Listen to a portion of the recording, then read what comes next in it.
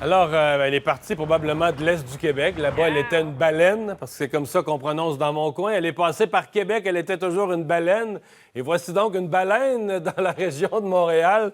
On en parle avec Robert Michaud, biologiste au groupe de recherche et d'éducation sur les mammifères marins. Précision linguistique, le long du Saint-Laurent, elle a changé de nom. Mais qu'est-ce qu'elle fait dans la région de Montréal? Bien, c'est une bonne question. Si on parlait son langage, on pourrait lui demander, puis peut-être qu'elle nous éclairerait.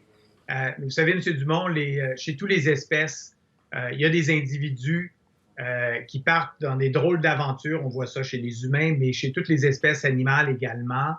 Alors, c'est un phénomène qui est normal d'avoir des migrants, des aventuriers. Et certains de ces migrants et aventuriers aboutissent dans des endroits qui sont un peu inattendus et parfois un peu risqués. Ouais. C'est le cas pour cette baleine-là. Alors, est-ce que c'était une baleine désorientée qui avait un problème de santé neurologique, par exemple? Est-ce que c'est une baleine qui a fait juste une série de mauvaises décisions parce qu'elle chassait? C'est des migrateurs, les rorquals-labos. Ils vont passer l'hiver dans les Caraïbes. Ils reviennent au printemps. Alors, son arrivée dans l'estuaire au mois de mai, c'est les premiers jours de présence ici dans les aires d'alimentation. Est-ce qu'elle a suivi le mauvais banc de poissons? Ou Elle n'a pas freiné, elle a oublié de freiner rendu à Tadoussac, là. bien, clairement. Et Ouais. c'est rare, Euh, c'est rare qu'il y ait des baleines qui montent aussi loin, mais c'est pas la première fois. Mais pour cette espèce-là, qui est plus spectaculaire et plus visible que les autres, c'est clairement une première. Bon, il y a une notion de nourriture là, qui peut être mêlante pour les gens. Vous avez parlé de bancs de poissons, parce qu'il y a des baleines qui sont strictement sur le plancton. Là, il n'y aurait plus rien à manger. Là, en dessous du pont Jacques-Cartier, ce serait zéro nourriture. C'est pas le cas pour celle-ci. Non, et les rorquals sont des animaux qui ont une grande flexibilité alimentaire. Ils peuvent manger du krill, plusieurs espèces de poissons.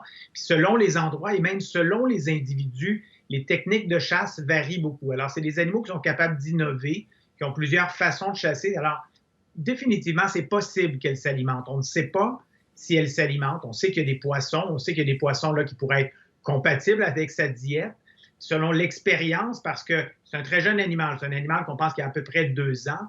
Selon l'expérience que cet animal-là a pu acquérir au fil de la dernière année, est-ce qu'elle aura assez d'habileté pour exploiter les ressources-là? C'est pas certain. Si elle ne mange pas, évidemment, sa situation va se détériorer. Elle est capable de jeûner pour quelques semaines. Ça, c'est des choses qu'on sait parce qu'en hiver, les animaux qui se déplacent vers le sud mangent très peu. Alors, il y a une physiologie, un métabolisme qui leur permet ça. Mais évidemment, comme Ouais. pour vous et moi, à un moment donné, il va falloir qu'elle mange. Ouais. Qu'est-ce que l'avenir lui réserve? Parce que d'abord, là, c'est un poisson d'eau salée. À partir de Lévis, Pont-de-Québec, l'eau du fleuve, l'eau est plus salée. Elle est dans l'est du Québec. Quand on est passé l'estuaire, qu'on rentre dans cette partie du fleuve plus à l'ouest, elle est en eau douce. Est-ce qu'elle va retourner naturellement? Est-ce qu'elle pourrait mourir dans la région de Montréal perdue? Quelles sont les possibilités?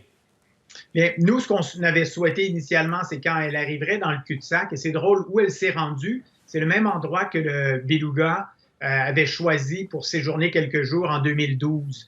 On a trouvé des coupures de journaux de 1901. Il y a un petit rorqual, vraisemblablement, selon les dessins qui circulent, ça ressemble à un petit rorqual qui serait monté exactement au même endroit. Alors, quand l'animal est arrivé là, il est dans un cul-de-sac. Nous, ce qu'on aurait aimé, c'est qu'elle se retourne immédiatement et revienne. Là, elle est installée là. Quand on fait la revue de littérature, quand on parle avec nos collègues qui ont accompagné des animaux dans des situations comme ça, on a souvent vu les animaux s'installer dans une routine Et là, pendant il y aurait un certain risque. Merci beaucoup, M. Michaud, d'avoir été là.